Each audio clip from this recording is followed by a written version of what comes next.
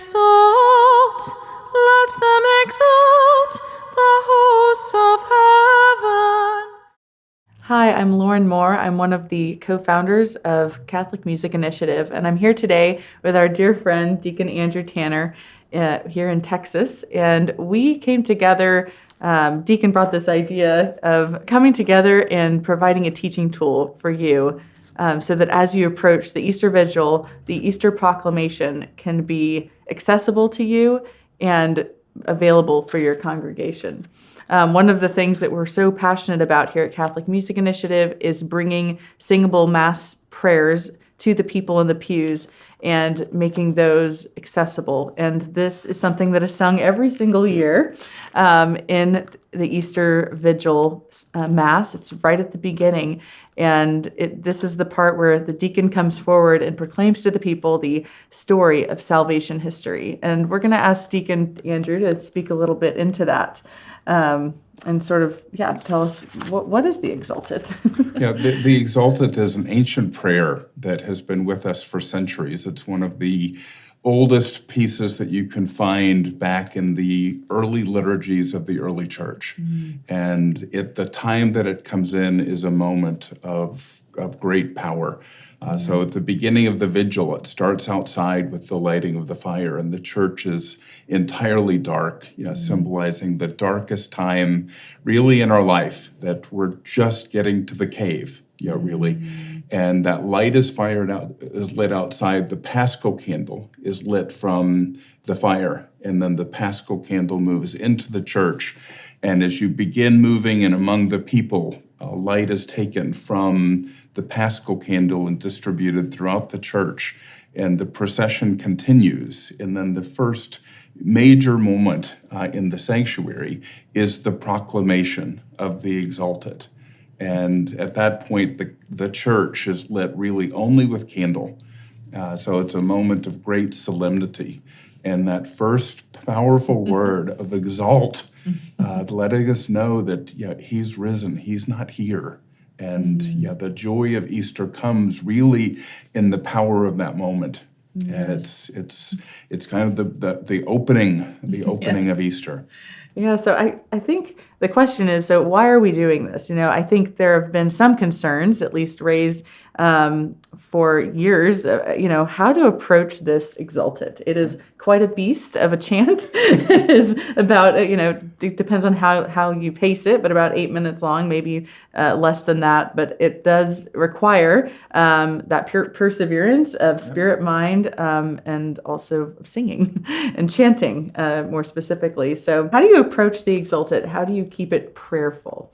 Well, I think the key is the prayerful part of it. It's not just a piece of chant, or it's not just a musical piece. It is fundamentally a prayer.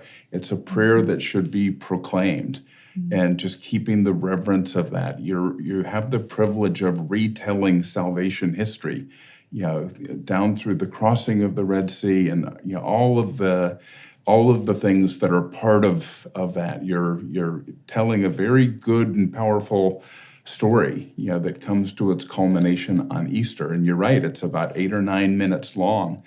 So part of where I know that the diaconal community can really use some help with the Exsultet is how to approach it technically, just from a very practical perspective. So if a psalm is a sprint, the Exsultet is a marathon. And some of the questions I'll have for you in a moment is, how do you pace yourself? And it's not a matter of if you're going to get tired, it's a matter of when you're going to get tired. So in the back third of the Exsultet, how do you keep your voice strong? And part of the genesis for this really came, I was on the Deacon's page on Facebook, and I noticed this question come up, and you can tell it's a lively question, and there's a lot of interest when you see the comments start flooding. Yeah. So within probably a couple of hours of the initial question, what's the best way to approach the Exsultet? I think there were close to 50 comment, suggestion, questions, and some were as simple as, oh my, just because it can be a challenge for so many. That is so true. But I think it's bite sizes and taking it one piece at a time. So of all the times you've participated in an Easter Vigil Mass, what would you say are some of the pitfalls or the hazards that have come across someone is singing the Exsultet? Yeah, that's a good question, and yeah, there's no other way to hit it than head on. Something that's just very awkward is if someone is attempting to perform the Exsultet as opposed to praying the Exsultet. The advice I'd give to anybody is read that prayer several times and pray with it. Really get to know every element of it, but in a very prayerful spirit. And that's the best way to prepare the heart and soul, for what your voice is, what you're going to ask your voice to do in the telling of that story. And that's really indispensable. And I've even found there are a few sections that really lend themselves to being a little louder, but chant really just isn't the genre for belting it out. I kind of look at this as a delicate prayer, and you're really floating the words in as prayerful way as you can. So there's a couple of phrases in there like, let this holy building shake with joy. Right. And those ones, yes, you definitely want the volume to go up a little bit because you want the building to shake at that moment, but it's really not a time to belt things out. Yeah, you want to reflect the words and what they mean with that with the dynamic of your Very voice. much. Yes. Okay, so Lauren, I know you've had a chance to really take a look at the Exsultet in its entirety, and as a professionally trained singer, you see things through a lens that none of the rest of us can.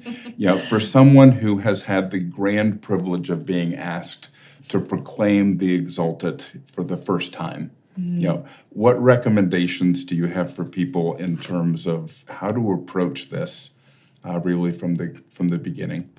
I think the main thing is, of course, understanding the story and what is happening, and also looking through and looking for patterns in the music. You will see there are different parts of the music that have extended words, which are melismas or long legato lines, all on the same vowel.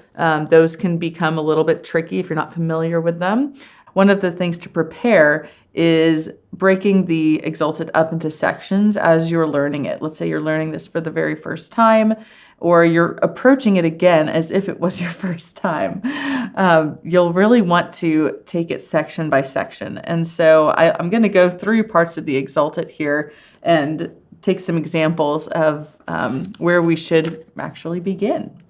So if we're looking at the first portion, exult, let them exult, the hosts of heaven. You'll notice that if you have your PDF in front of you, exult, and anytime there is a word of rejoicing, there is a lift in the music. Exalt! And so you always want to give that more emphasis. And whenever there's a line of notes that are raising up, that are moving in an upwards direction. And let's say, for example, we get to the word sound. Sound aloud. Sound, you really want that one also to be strong, because you are sound aloud our mighty King's triumph. It's like a trumpet. You hear that a lot in music. That fifth, that interval, is another declaration. So I think, that first page, exalt, let them exalt, the hosts of heaven. As your first line coming out, it's very important to speak the words as you sing them. It's speaking on pitch, basically, and that really is chanting. You're speaking on pitch, so you're just extending your speech on a certain pitch. So instead of exalt, extending, we're saying it and we're moving through as if we're speaking the sentence. Generally, what advice do you have for us on just basic consonants and vowels? So typically with consonants, we hear in our heads a muffled version, and this goes for all of our singing. We hear in our heads a muffled version of what is out in front of us, beyond us. So it is very important to in some ways over enunciate. Exult, let them exult. Exult, let them exult. You really do want to use every part of the word and speak on those words. So there's something called a voiced consonant and a non-voiced consonant. Now, a voiced consonant is something like an L, an N, an M. It's something that you can actually put a pitch on. So if you can pick a consonant and you can sing on it, that's a voiced consonant. It's important to sing on a voiced consonant, so you can watch out for those in the entire Exsultet. And for those that are unvoiced, you want to get through those as quickly as you can so that you can open up to your sound. And so I'm guessing like a T, T. would be an unvoiced. You can't sustain a T. Correct. Yeah, a T, a P. Yes. And I think that's important on the pacing, because one of the hazards of the Exsultet is dragging it out. Yes. And so you really need to move, not quickly, but you need to move in a determined way, Yes. kind of in an even way. Probably the point that you're going from the green to the yellow is if Right. you're passing the 9-minute mark. Yes. And a lot of that can be holding things too long. And I think that's where the vowels come in. Any advice on just looking at the musical setting and how to recognize when to hold a vowel and when to simply move through it? I think that's going to definitely come back to how you would speak it. Let's say rejoice. Let Mother Church also rejoice. Rejoice. Joyce is going to be longer than re, because that's how we say it. Rejoice. Rejoice. Let Mother Church also rejoice. So we look at verbs in the line, and those are the ones that are typically the action item. That's where you're going to sing through maybe slightly longer than the rest of the sentence. So it actually does come down a little bit to sentence structure. And you picked a great one, and let me know your thoughts here. Rejoice, let them rejoice. Get through the first rejoice, but maybe put a little more emphasis on the latter one. So rejoice, let them rejoice. Yes. And really open up. Part of it is looking at the word that you're proclaiming, and you definitely don't want to muffle the word rejoice. Right. And that had the upward note that you mentioned. Exactly. You're moving up. Yeah. So that's an example there. There's another one. There are many of these lines where you're holding out on one long note. It looks like a whole note with two vertical lines next to them. It is truly right and just. That's an example of let's get through it quickly. Okay. Anytime there is a whole note with those two lines, it's a double whole note. That is just your permission to move through that as quickly as you can, as if you were speaking it. With ardent love of mind and heart. So that mind and heart, with all of those D's kind of following each other. D is a semi-voiced consonant. Mind and heart. It's one that you can sort of connect to the next word. If there is a word that starts with a vowel that is preceded by a word that ends with a consonant, like mind, and, you'll typically connect the end of that first word to the second word. Okay. If that makes sense. It does. Yeah. So that's just one of those vocal tricks. Exactly. So Lauren, I found for me anyway, that about halfway through, I'm starting to feel it. Yeah. And as I approach that back third, I really have to gut it out, if you will, because the air doesn't feel like it's there, and it's probably laziness as opposed to what I'm really capable of doing. So I know that to get through this well, you have to pay attention to the breath signs. Absolutely. But any other advice aside from really being mindful of those breath signs? Any thoughts in terms of working on stamina? Yes. When working on stamina here, when you get to a point in any part of this Easter proclamation where you see a measure line, so you'll see breath marks, which are not the full line in the staff. You'll see these up and down. So after King's Triumph, there's no one else singing with you. If you need to take a good breath, that is where you'll do it. And it may feel like an awkward silence to take a good breath, but it's going to help you get through the entire work. What happens is sometimes when we get nervous or we feel the pressure, we start to do what's called breath stacking. And our breaths get shorter and shorter and higher up in our chest, where we should be breathing down low into that bottom rib of your rib cage. And you should feel an expansion as if your whole body is this tree trunk. I think tree of life. I'm breathing life into it, the ruha of God, so to speak, as you're singing this. So make sure that you're getting an adequate breath where those big phrases end, because you'll want to finish the idea, finish the thought, and then move on to the next one. I think that will definitely help with the perseverance. So you gave me a real gem to help me, Okay. and it's about 75% of the way through. So go to the next to the last page, Yeah.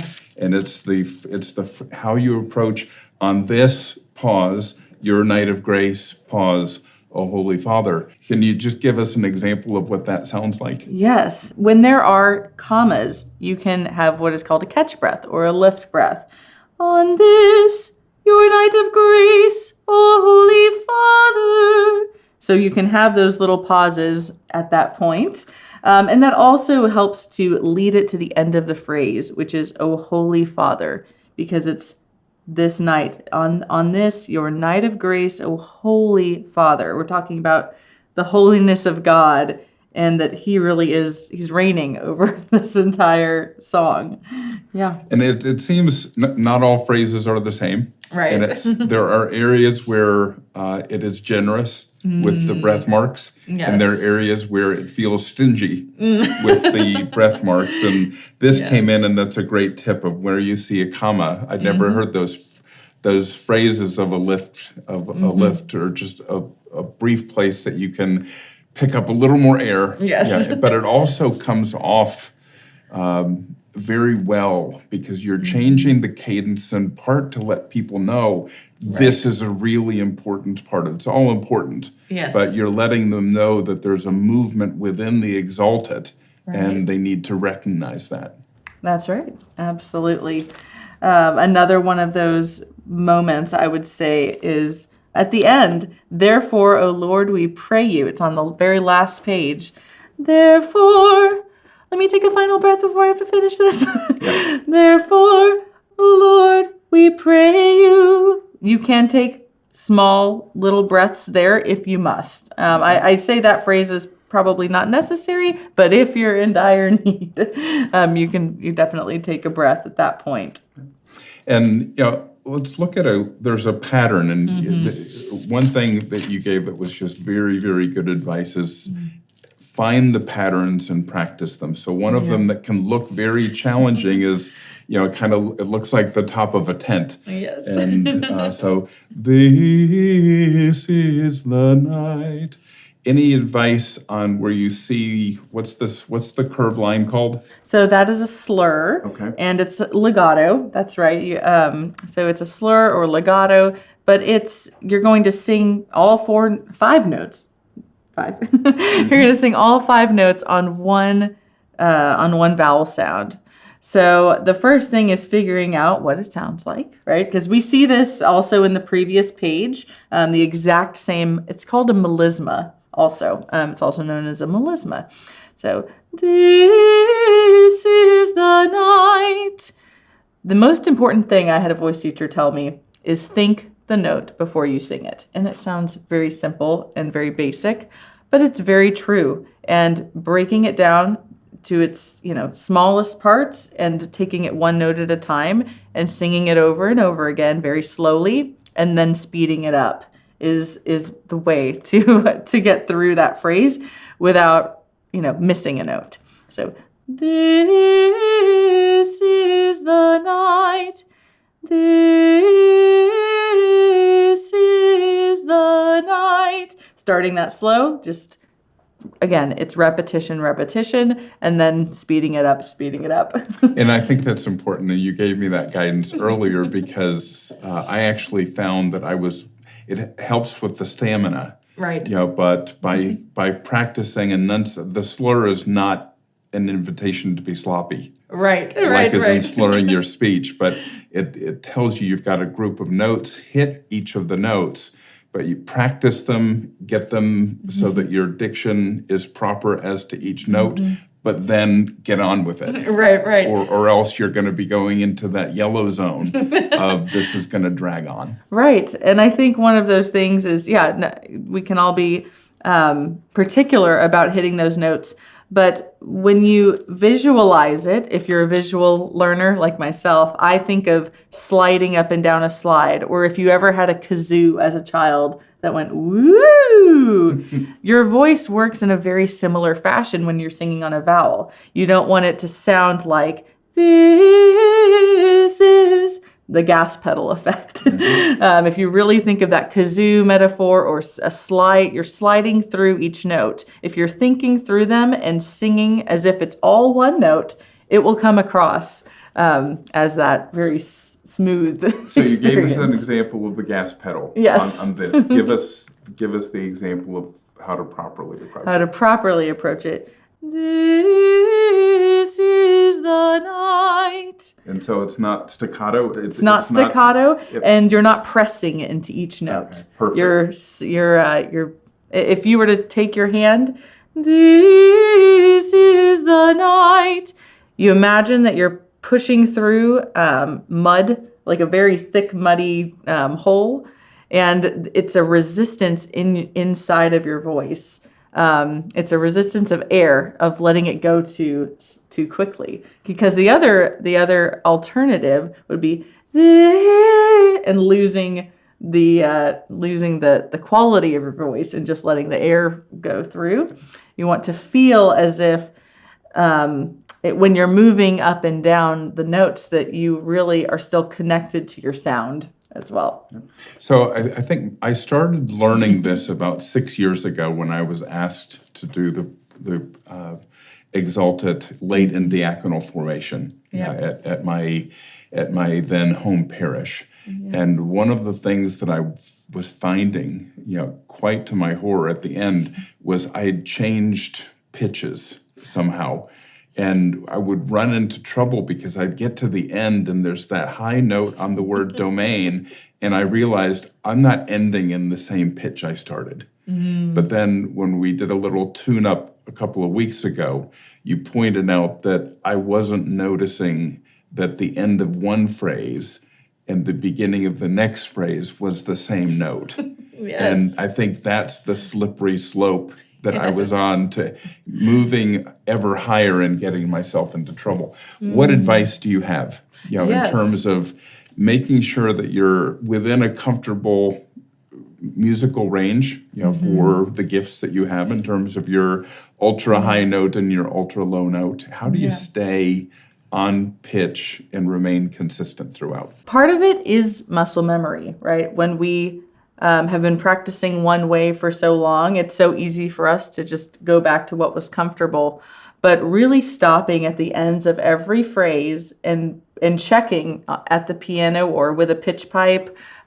Pitch pipes are great to have those down. You can download them on your phone now, and you can find that first note. And then every once in a while, as you're practicing, you can just hit that note that is the similar one throughout, that is kind of the constant. For example, I think it would be the A note if you were reading this as musical notation. But whatever your sort of root starting note is, that's where you can go back and just tap it while you're practicing. Now, and that's really the key, is that, in the moment, you may go off a little bit, or by half a step or a fourth of a step, just because you're singing a cappella. It truly is the practice. It's the muscle memory. And I'd record yourself and listen back. Mm-hmm. That is one of the hardest things, is to look in the mirror as to what we're doing as we're practicing. But it gives us a very clear picture of where we shift, maybe up or down as we're singing. And then Yeah, I think practicing and recalling that tonic note. One of the things that a piano teacher told me once was anyone can learn perfect pitch, believe it or not, or relative pitch. And it's by hearing the same note every day. So listening to that note on your phone or on a piano every day and humming along with it as just a practice. So you pray, you eat your breakfast, you listen to the note. Yep. And it's that continual repetition. And part of how I broke that habit was I identified a couple of specific notes on specific words in the Exsultet where I just kind of memorized that note. And I could come in from mowing the lawn and open that up and I could hit that note. And I think the key for me was not trying to remain on pitch throughout, but I broke it up into 5 pieces. And I knew that there were 5 moments where I could get right back onto the right pitch, simply by putting a lot of focus on those areas. There's a point where there's kind of it's a big jump, and I think this is a pitfall for many because it just looks daunting. It's the receive it as a pleasing fragrance, and let it mingle with the light of heaven. May this flame. That whole part where we've got a few little melisma parts. It's so important to practice that jump, just the end of the last phrase up to the first note. And I hate to say it, but a lot of how I learned it that first year was I got a good recording, and I simply went out to YouTube and I put in Exsultet practice. And a particularly good one, they have a higher range and a lower range. For me, I got the lower range. And that's what I was listening to in the car. That's what I was listening to on my bike.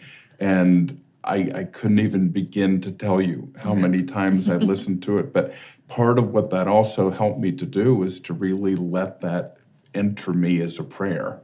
So isn't just memorizing a pop song because you've listened to it, but really internalizing the story that's being told.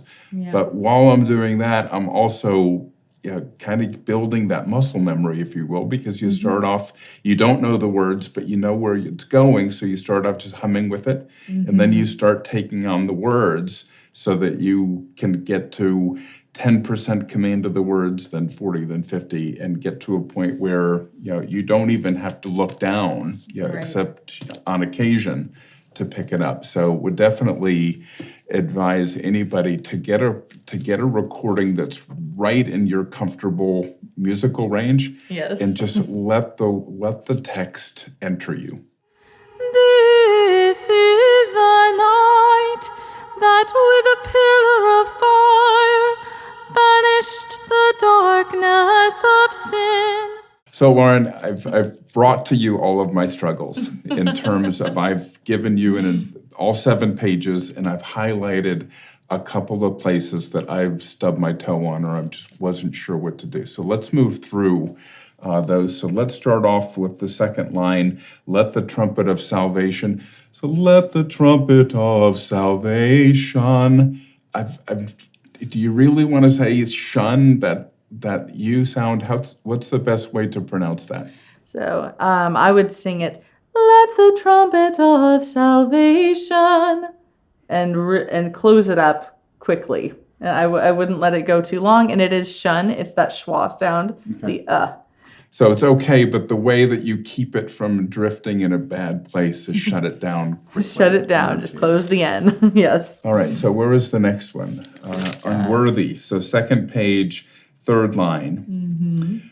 Has been pleased to number me though unworthy. Oh, that sounded much better this time. I took your advice. So what's the advice on the O in the word unworthy? Worthy. So that's another one. You're going to sing it. The one worthy, the one worthy. You will, you'll want to just only think that the R is there, right? We don't want to pronounce the R, the one worthy. We don't get too Southern with it. I think there is a temptation to sing the one worthy and really open it up. But at that point, it's just that really takes us away from getting through the words. Yep. Well, I remember much earlier in my life, I was told in a choir setting that is a very difficult thing to approach. So bottom of the second page, to acclaim our God invisible. Right. How do you hit the eyes in eyes. invisible? To acclaim our God invisible. I do say but I don't let it get too open. Okay. So there is a temptation also, because it's an open vowel, some people will drop their jaw, and it's just too much. It's really, since it is chant, we're just speaking it. Invisible. Those are all is. Invisible. And then the bull is another schwa, buh. It's kind of like saying the word bowl, but bull. Okay. And so it sounds like on some of these sticky vowels, the way to get through it is to get through it. Yes. That having your mouth too open or holding it too long is what takes you into the hazard. Yes. All right, where's the next one? That's right. We're going to look at page 3.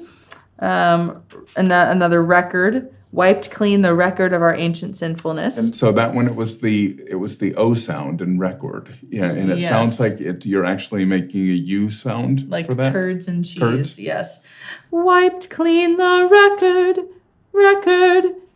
Because wiped clean the record of our ancient. It's not a natural way of speaking, and it's not necessary for this proclamation. We want to be understood, and when you say record, that is understood. And so there are some words in here that have specific theological meanings, and they're at points that you might want to lift. So on that next line down, in which is slain the Lamb. You gave me some guidance that you want to go a little bit of a crescendo on Lamb, but what's the best? Is one of those vowel sounds that a choir director shook her finger at us. Yes, so what's the approach on Lamb? So Lamb, if you approach it as if it's an open sound, like the den or my bed, in which is slain the Lamb. It's like lamb, instead of lamb. It's not a bright it's more of an in which is slain the Lamb.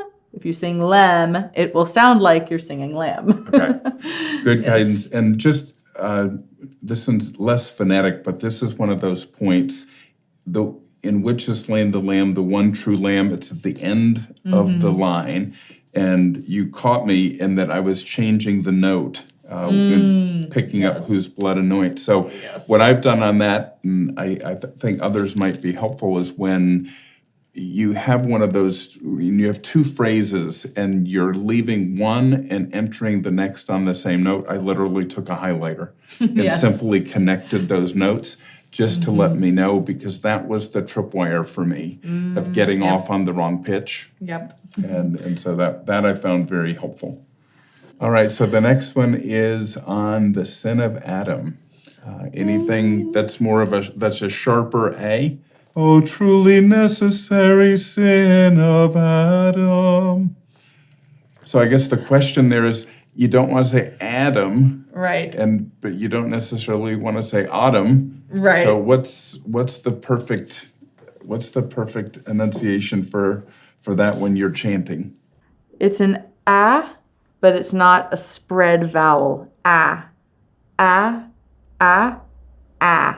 There's a difference of nasality, so you just take the nasality out of the sound, and it will sound right. And that's one that I think is best for people to record it. Yes, and check then back. you'll know you have it right when you like the recording, when it sounds right in that way. So what was our next one? Then we had another world. Maybe this is the night of which it is written. So this is the night in which it is written. So it's the letter I. Written. This is the night of which it is written. I think one of the pitfalls here could be just closing the vowel too soon when you have a slurred note, when there's just a set of two. Written, making sure to sing both, but slur it together. Yeah. So that's the one that you can go to. The hazard is too short or too long. Right. Yeah, so you've got to move through Move it through it. thoughtfully. Yes.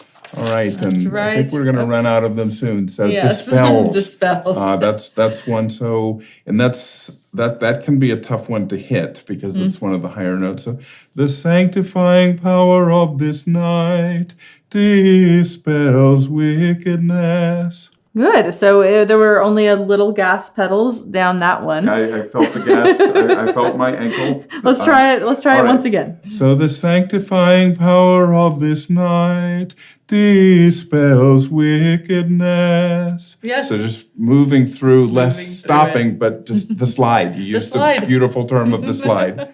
The All right, slide will perfect. get you through that. See, it was just and sometimes we won't catch ourselves immediately. So listening back is So key.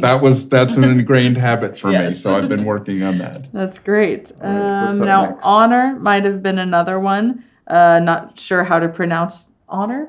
Yes. Is it honor or? Is it honor?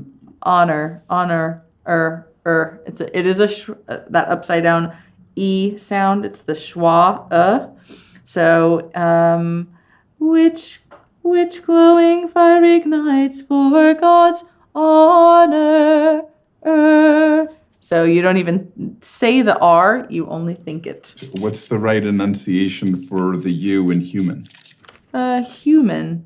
Oh, I think the point here was to actually do aspirate the H, human, heaven, and not to let that fade away. Okay. So using that particular consonant of H, putting some breath, a sound to that breath will help the note start smoothly. All right. So show us how it's done. Oh, truly blessed night, when things of heaven are wed to those of earth, and divine to the human. Okay, so don't go human, don't go too low, Right. and move your way through it. And yeah, a word to the wise there is you're well beyond third base at this point. Yes. And you're going to be getting tired. So getting that phrasing right at a time that you're getting tired can be a challenge. Last question for me really is it's in the next to the last line. I've struggled with the main in domain. So Christ your son who coming back from death's domain, the advice you gave me there was hit the consonants right, the two Ds. Yes. And that will give you the springboard Yes. to get up to that main, that higher note Yes. in domain. Yeah, Christ your son, who coming back from death's domain. Yes. And then lastly, the amen. Let me try that and then tell me what you think. Has shed his peaceful light on humanity and lives and reigns forever and ever. Amen. Good. I would give the ah a little bit more of a glottal. Amen. So you pronounce the A from, basically, it's going to feel like you're from the throat area. Amen. Amen. Oh, well, that actually sounded Okay. very full. So I would definitely go for a full sounding vowel, or it may sound very tired and we've reached the end. So allow yourself to open up the ah. I think that will help the men also. That is a big help. Well, Lauren, thank you so much for taking us through that area. One of the things we might be able to put up is you gave me some guidance on marking my music. Yes. So the consonants I wasn't hitting as well as I should, underlining those. Yes. And again, in connecting the phrases where you leave on the one note and you pick up on the same note using a yellow highlighter, Yep. something that you can see in the low light Yes. will be a help. And we've got some crescendo and decrescendo hairpins on Power of This Night to show that power of the phrase. And on Dispels Wickedness, we've got an arrow going underneath the word dispels, or you could put it above or below. And that can just show us, again, a marking of sliding through the notes, really thinking not to hit each one with power, but just to move through them so that you get through that phrase. And then on wickedness and washes and faults, we have a line under each one of those consonants, and that really is to lean into those consonants. Wickedness, washes, faults, really enunciating the words very clearly. A great place that you can write in an extra pause for yourself is in a comma in a particular phrase. So on this page 6, we've got on this, comma, your night of grace, comma, O Holy Father. Those can be mini breaths, or also known as lift breaths. On this, your night of grace, O Holy Father. Just to give yourself a little bit of a moment to catch your breath. That's it. Well, Lauren, I want to thank you, and of course, the work that Catholic Music Initiative is doing, within the church to bring the Word of God, to us in spirit and in song, and really go straight to the heart. Our hope is that this will help the diaconal community in particular Yes. to approach this beautiful prayer in the right way and give this gift to the community in a way that allows, as only something set to music can, allows this beautiful text to enter directly into the heart and really set the stage for the beauty that is the Easter Vigil. So as you're doing in the rest of the genres of our sacred music and text within the church, thank you so much for lending some focus and advice to the diaconal community on this beautiful Exsultet. Absolutely, and thank you.